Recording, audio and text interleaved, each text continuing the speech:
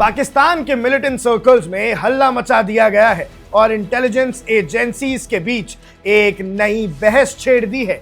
क्या पाकिस्तान में unknown gunman का खौफ अब इतना बढ़ गया है कि लश्कर तैयबा के टॉप कमांडर्स भी अपने घर में सेफ नहीं है। हाल ही में धुरंधर मूवी आई थी जिसने दिखाया था कि कैसे एक इंडियन स्पाई ने पाकिस्तान के अंदर घुस के टॉप टेररिस्ट को मारा था और अब नेटिजन्स इसको उसी से कंपेयर कर रहे हैं। सबसे बड़ा सवाल, क्या ये वाकई किसी इंडियन स्पाई का काम है या फिर अंदरूनी गैंग वॉर का नतीजा?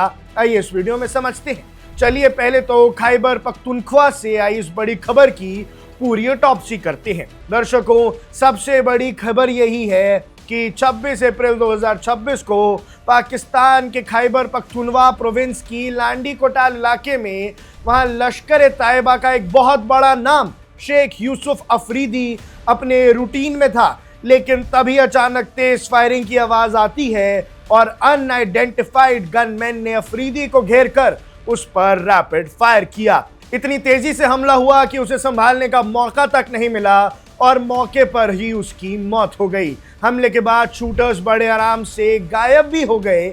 लेकिन अब आपको एक बार समझा देते हैं कि शेख यूसुफ अफरीदी आखिर कौन था। ये सिर्फ एक आम मिलिटेंट नहीं था दर्शकों। शेख यूसुफ अफरीदी को हाफिज सईद का बेहद करीबी माना जाता है। वो खैबर पख्तूनख्वा में लश्कर तैयबा के पूरे नेटवर्क को हेड करता था। रीजनल ऑपरेशन से लेकर रिक्रूटमेंट यानी भर्ती तक और लॉजिस्टिक्स सब कुछ अफरीदी के इशारों पर होता था।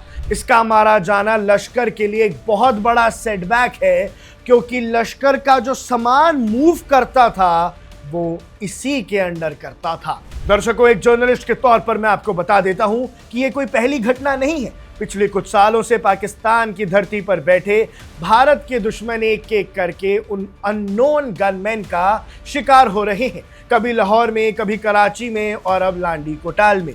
पाकिस्तान की सिक्योरिटी एजेंसीज में पैनिक का माहौल है। उन्हें समझ नहीं आ रहा है कि अटैकर्स आखिर कौन है। हर बार की तरह इस बार भी अब तक किसी ग्रुप ने जिम्मेदारी नहीं ली है, लेकिन पाकिस्तान के सोशल मीडिया और वहां की मीडिया में एक ही नाम गूंज रहा है कि क्या ये इंडियन इंटेलिजेंस एजेंसी इसका काम है। कुछ वैसे ही ऑपरेट हुआ है ये काम जैसा धुरंधर मूवी में दिखाया गया था। दर्शकों, सवाल ये भी उठता है कि क्या ये मिलिटेंट ग्रुप्स के बीच आपसी रंजिश तो नहीं है, लेकिन जिस सर्जिकल प्रिसिशन से ये किलिंग्स हो रही हैं वो किसी प्रोफेशनल एजेंसी की तरफ का इशारा करता है।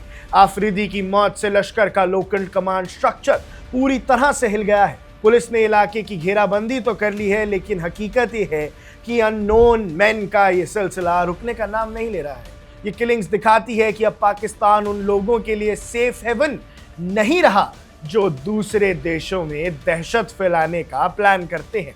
दर्शकों, अब सवाल है कि अगला नंबर किसका? शेख यूसुफ अफरीदी का खात्मा एक मैसेज है उन लोगों के लिए जो बॉर्डर के उस पार बैठकर साजिशें रचते हैं। पाकिस्तान अब सवाल उठा रहा है कि क्या उनकी सिक्योरिटी इतनी कमजोर है कि कोई भी आकर उनके टॉप एसेट्स को खत्म कर जाता है। इस पूरे मामले पर आपको क्या लगता है? क्या ये वाकई किसी स्पाई एजेंसी का ऑपरेशन है या फिर कुछ और? कमेंट करके अपनी राय जरूर दें। तब तक आप ऐसे ही देखते रहे वन इंडिया। मैं हूं आकुश कौशिक।